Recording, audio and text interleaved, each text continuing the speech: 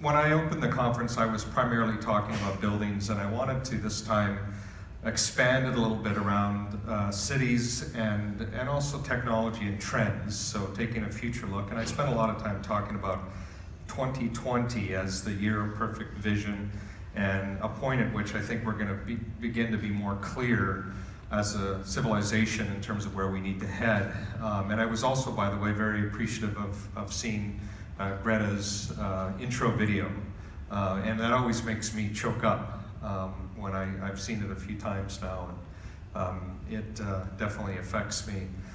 So thanks for making me choke up right before I had to get on stage. I do really love this place. I took this selfie a couple days ago, and this is an amazing community. So you really have something special here, and I do have to come back. I will try to come back sooner than 10 years. But as we move now in this talk from 2020 to 2030, 2050 time zone, I want to focus a little bit on some trends that I think are kind of interesting to think about and where we need to head. And I do believe that we're going to see significant changes that many are perhaps not considering. And it's pretty interesting when you look at the shift around where the world's largest cities are. And if you go from 2010, 2025, 2050, you start to see a shift in the locations. And there's certainly a lot of movement in Africa. And now you get to 2075, and things are changing. It's pretty interesting. And I think from what I've seen, that people often underestimate the pace of change when it happens, and that's because change isn't usually a linear process that happens at a predictable rate of change, a predictable curve. It's sort of like in evolution, where you have this notion of punctuated equilibrium, where you have these sort of moments when there are sudden shifts in the way we do things, and it catches everybody by surprise. And then in between those moments, you have periods where things are changing on a seemingly slower basis. And if you look back in history, you can find these moments in time where a certain technology, a certain idea, sometimes it's a technology, sometimes it's an idea whose time has come, suddenly sparks a whole series of changes. And again, as I mentioned, I think that we're at the cusp of that. My gut tells me we are. Whether it's truly next year, that just would be poetic, but it's certainly imminent. And so it's kind of interesting when you look back to the transition from a paradigm where people got around with horse and buggies, and there was this new invention called the automobile that had come along. And if you go back and look at the writing of the time, most people thought that the automobile would never catch on, that this invention was clunky, it was inefficient. How could it possibly replace the horse and buggy, which of course had been this successful sort of way of getting around for a long, long time? And within the course of a single decade, you guys already know what happened, of course.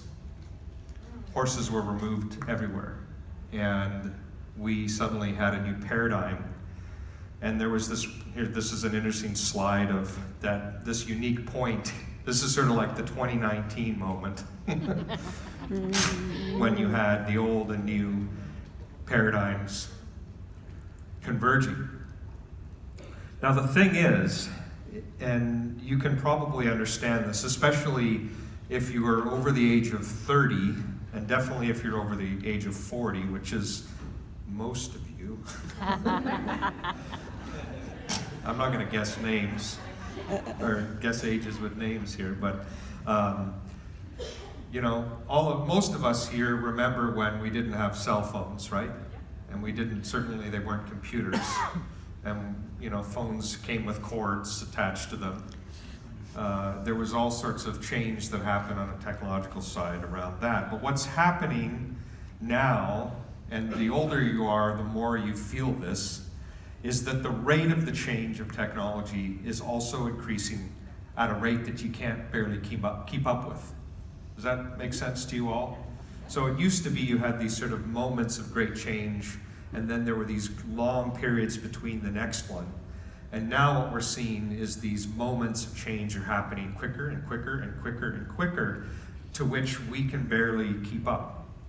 And you can see in this graphic, basically, it shines a light on these trends, that you have a new technology that is transformative in some way, like refrigeration was an incredibly transformative invention, but it took a little bit of time to sort of find its way into most modern communities of the time.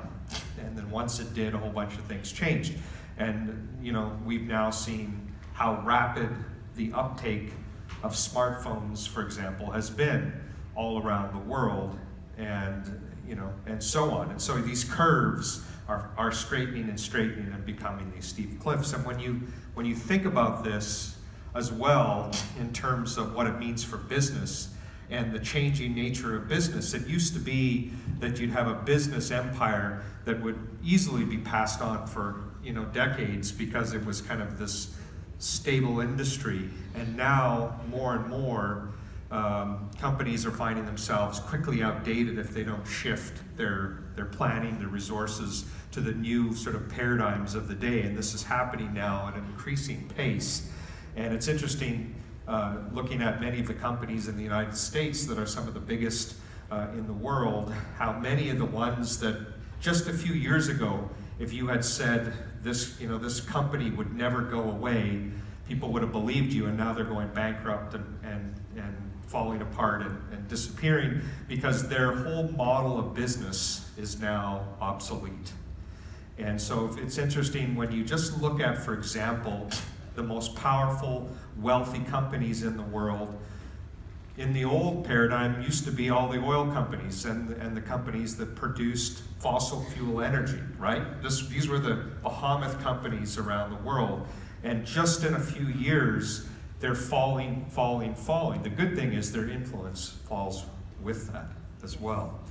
But so now you see, just in a few short years, the richest companies, the most powerful companies in the world are technology companies and companies that deal with information. They don't deal with fuels and extraction and the exploitation of resources, which is very interesting, right? It was just a few years ago that Apple had to be bailed out by Microsoft, and it was just like a few $1 million got them, on life support. And now they're this essentially $1 trillion company, and followed behind with Google, which is Alphabet, Microsoft, and then Amazon, and even Tencent. And so in the top group there's no more Exxon, there's no more petrochemical companies in that top thing, right? And so that's because we're at this cusp of a very different way of looking at things. And so you've heard of Moore's Law. So now I'm going to introduce to you my law. Shine a light right in your face. And so I put that graphic, a friend of mine drew this cartoon for me. Because it's this sort of obvious statement that when something is both better and cheaper, its adoption is rapid and complete. So that's my law. And I want you to pay attention that as you think about technologies that are coming online and initiatives that are coming online, because we do a lot of work in the green building sphere, and as long as it was more expensive, it was always tough to get in our buildings, right? It was tough to push people to do something, and certainly if it wasn't better, we had no hope of getting people to change. But I want you to remember this particular statement, because what we're seeing is a whole rise of things. There's a soft spot here. I'm not worried I'm going to go through the floor right there. And where you're reaching this sort of magic crossover point where the quality is way better than what it's replacing, And then the cost, as soon as it drives down below what it's replacing, then again, its adoption is rapid and it's complete. And so I want to give you a few examples that relate to our space. So for a long time, those of us, if you go back a little while, we were all promoting compact fluorescents and fluorescent light bulbs over the incandescent bulbs, right? And that's because they used less energy than the conventional light bulb. But if you really admitted it, they were kind of crappy. They were expensive, they were filled with mercury, and they were often just clunky. And it was a really difficult thing to try to get CFLs in projects, at least in the markets where I've practiced, and because it hadn't sort of got that basic fundamental thing right.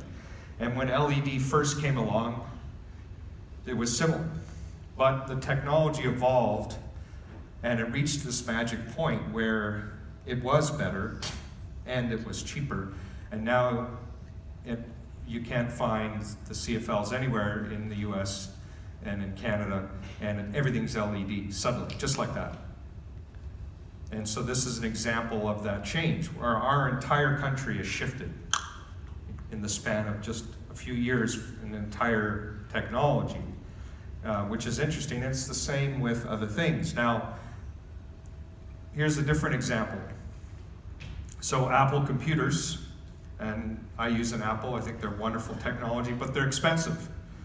And so this is getting at one side of the equation, but not the other. Better technology in most cases, but more expensive. So it's still kind of its own niche. And Apple has a lot of really powerful niches that adds up to all their wealth, but they don't have supreme market share because they aren't better and cheaper.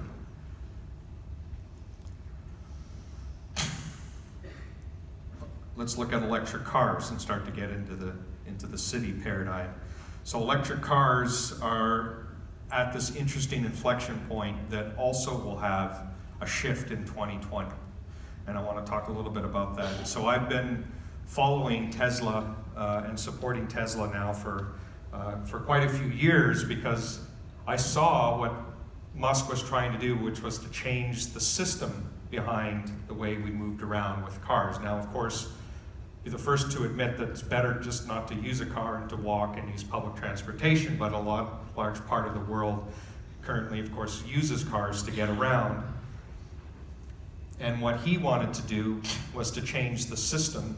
And so he started, the reason I show this image is that the car is actually in some ways less important to the story than the charging network that he started installing. And he's the only company that had thought about it in this way, and started installing the replacement for the gas station all around, first around North America and then Europe and now in other markets, and eliminating one of the barriers. And the year 2020 is going to mark this huge uptake in every single automobile manufacturer releasing electric cars and multiple models. And so suddenly the floodgates are going to be open starting in 2020.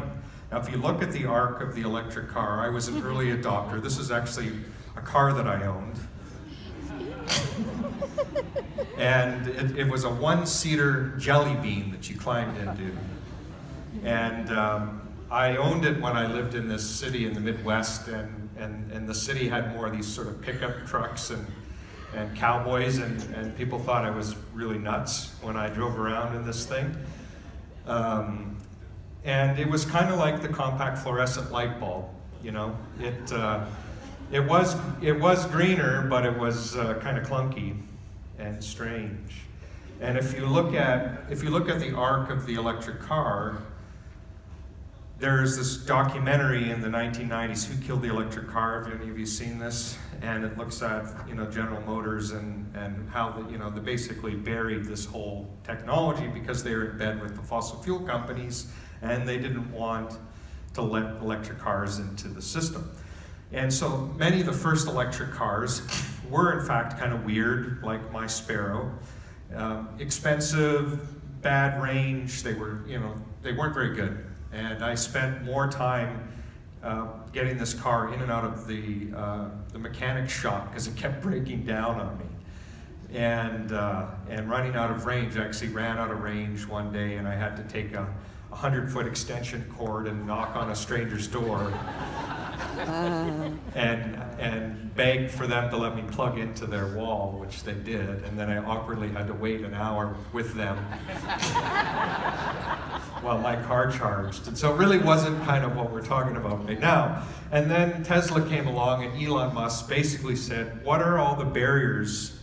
And basically, one at a time, systematically changed them. He made a car that was better looking than most cars. He made a car that was faster than every car on the road. He made a car that was safer than a Volkswagen, faster than a Porsche, fit 7 people in it, had less operating and maintenance costs, and he installed this network, which means that I could drive from LA to New York City for free, because it was a free network, without ever having to go to a gas station. I haven't been to a gas station now in 4 years, except to buy some potato chips or something.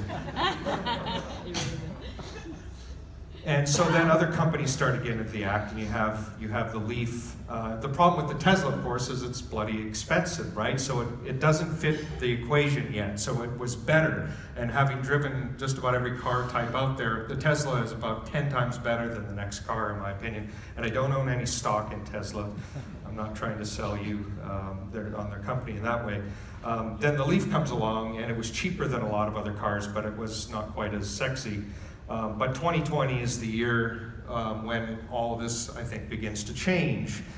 And you begin to enter a paradigm where the adoption of the electric car between 2020 and 2030, I believe, is going to be like that cliff, where it's going to be rapid and adopted immediately. And basically, it's marking the end of the internal combustion engine. And if you think about what that means, it's the end of the fossil fuel industry as we know it.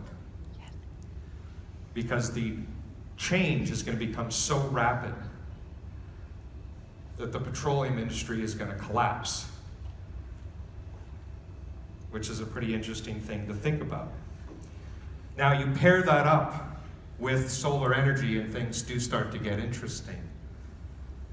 So I showed you my house, where my house is run off of solar, and I charge at my house, so my cars run off of solar, so there's no greenhouse gas emissions in the transportation or at home, which is a beautiful thing.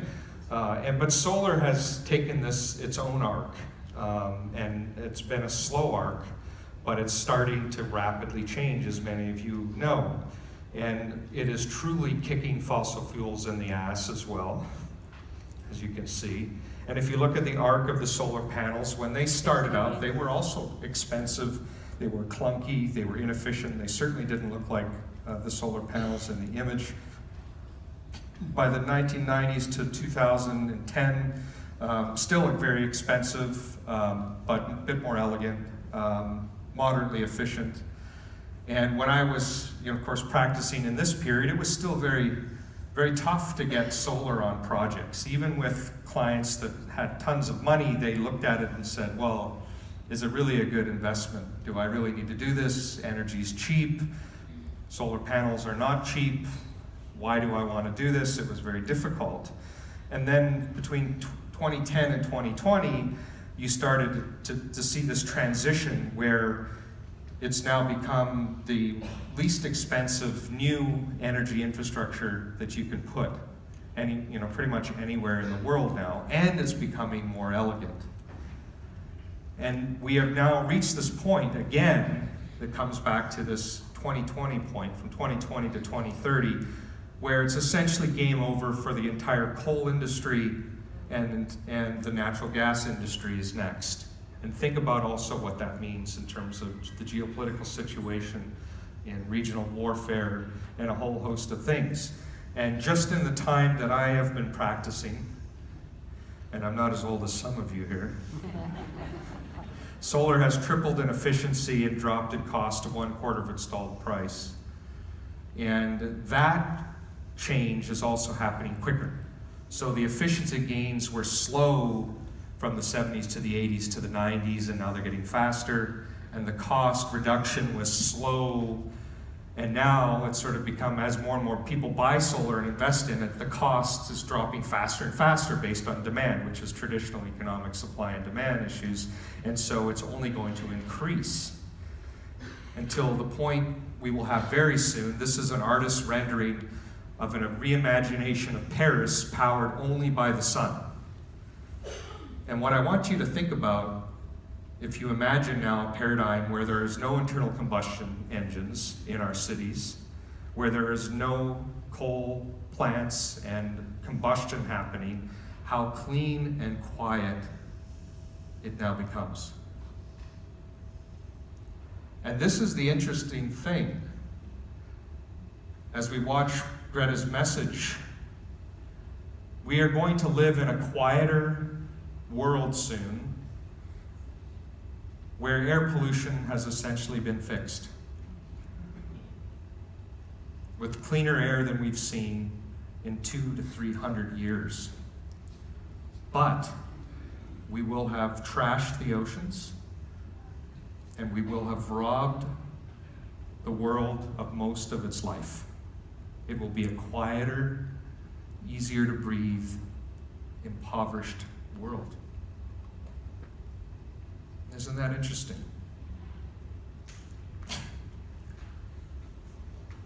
2030, I think, will be right in the middle of the complete collapse of the petroleum era and the complete shift in fuels. And again, if you are interested in biomimicry and this notion of fire, we just got to stop burning shit. You know, we're the only species in the world that deliberately sets things on fire in order to get something for it. And every once in a while you'll hear somebody say, well, what about nuclear power? Well, kiss that goodbye as well. You know, with nuclear energy, we were promised energy that was too cheap to meter, that was safe, clean, reliable, that was gonna, be good for climate change. All that's really bullshit. It doesn't follow the law that I mentioned at all. The infrastructure in any country I've seen is uninsurable. Nobody wants the risks. Incredibly expensive electricity, the most expensive that you can get. Of course, it's resulted in nuclear arms proliferation, nuclear waste, and there's been accidents that have killed lots of people as well. So we just need to cross that out. That's not in our future. And any kind of technology that requires diligence for thousands of years for children that have not yet been born is morally corrupt.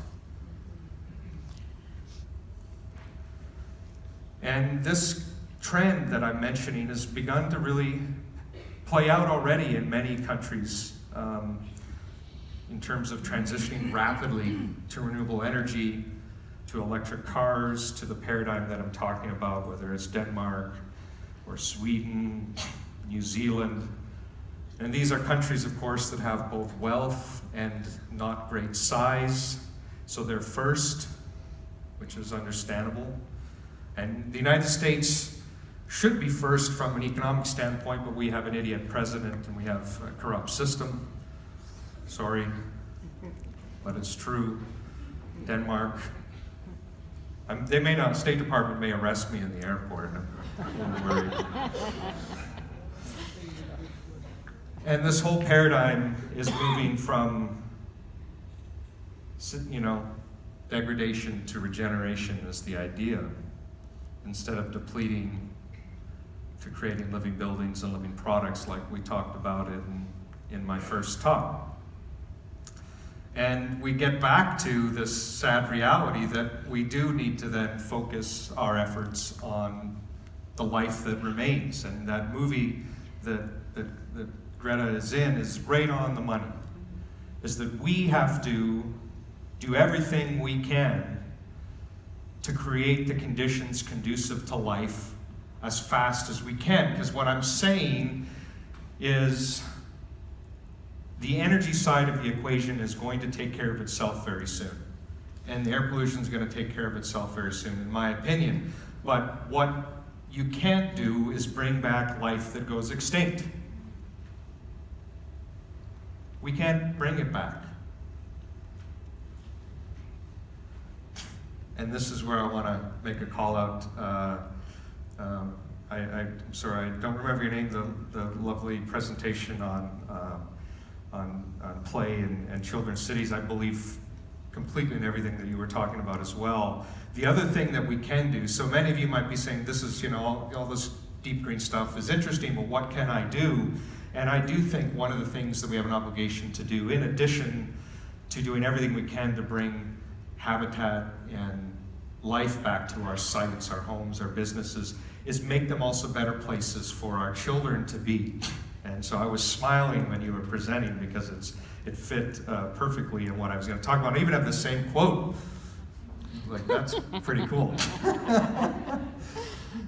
And I've been on this kick for a while in the urban planning work that I do, that if you want to design great places, then you have to reimagine what it's like to be a child again, experiencing those places. And when you put yourself in the shoes of our most vulnerable citizens, when you're suddenly this tall rather than this tall, the world is a very different place.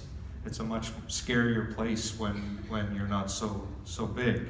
And I started writing about what our children's cities need to be like and how we need to create a child-centered civilization. So we're kindred spirits in that. And this is something that you can do now at any project, and should be, is looking through the eyes of children when you design the places that you design. And this doesn't have to be an expensive endeavor. This is about perspective. This is about how you approach things. And you mirror that and embrace that along with what children need the most. What we all need the most is to be around other living things. And doing whatever you can to have more life, more trees, more plants, more nature in our cities to address all these other issues that we have to address, and to make sure that these are not invasive species, that these are not species that don't belong in a particular place, so that we're building habitat for other things right in the heart of our communities. And driving around Cape Town, there's so many places where I was like, don't repeat the same lessons that we didn't learn in, say, Atlanta or Boston or different places. You need to bring this incredible ecosystem that you have here into your city more and more wherever you can, everywhere you can. This is an interesting project in Sydney, Australia. Many of you probably know. It's kind of a crazy building in some ways, but it does make an impact in sort of the feeling of the neighborhood. And by that I mean it's the life, the trees, the plants, the flowers that are having this impact. And everywhere we can, as designers, we need to think about how our project, regardless of how small or how large, can become part of an overall system. How does it connect to the watershed locally? You can repair things and regenerate things on a project-by-project basis, trying over time to knit into a larger process and connecting from one site to another.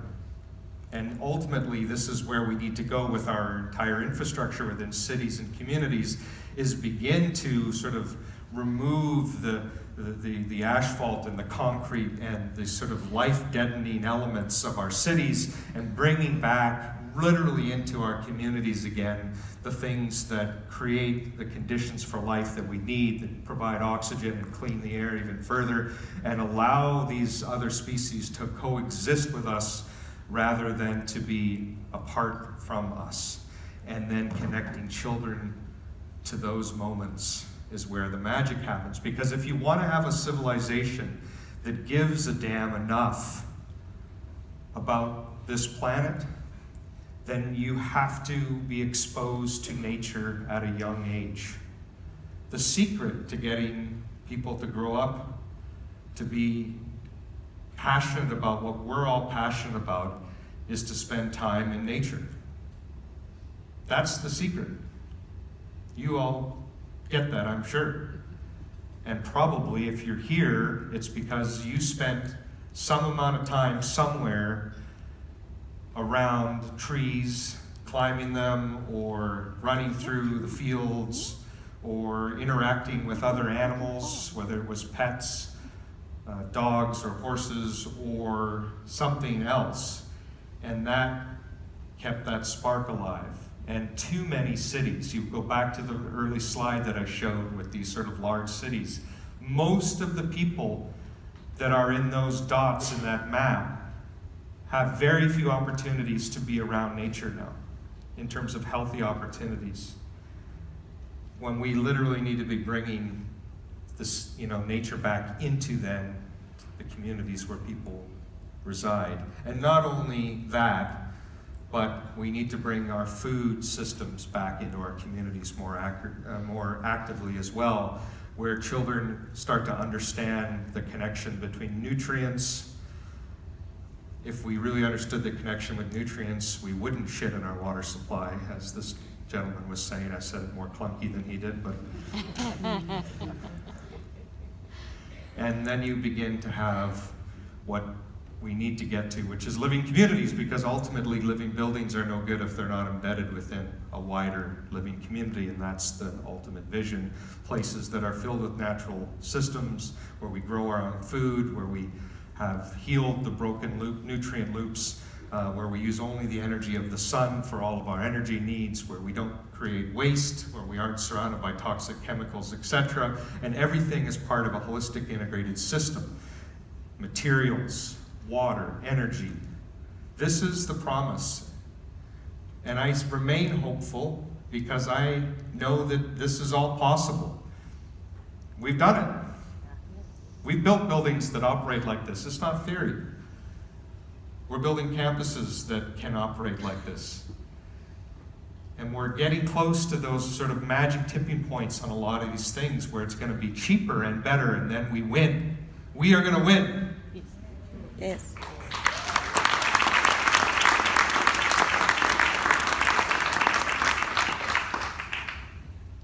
We've even done sewage treatment plants, if you have to do it, that use only the sun for treating everything and use natural systems to turn, instead of chemicals and energy. This is one of the early living building projects, but it's much better to do what you were saying and capture the nutrients, compost the poop, and use the urine directly. So, that's pretty much it. Now we have to do it. And I want to end with going back to where I started this conference with a couple different thoughts for you all. The first is that we have to, as I was speaking about, we have to both be willing to sit with the pain and the truth of where we are, right? The grief that we have for the way the world is headed, without burying it or becoming depressed and ineffective, right? And then because we love our children and our grandchildren, we have to move forward and do everything we bloody can, wherever we can, to transform the communities that we're in. And when we do that, we will have become what our potential always promised for us. We will have become Homo regenesis instead of Homo sapiens that just thought about things in the wrong way. We will have become the guardians of life on this planet. Thanks, everyone.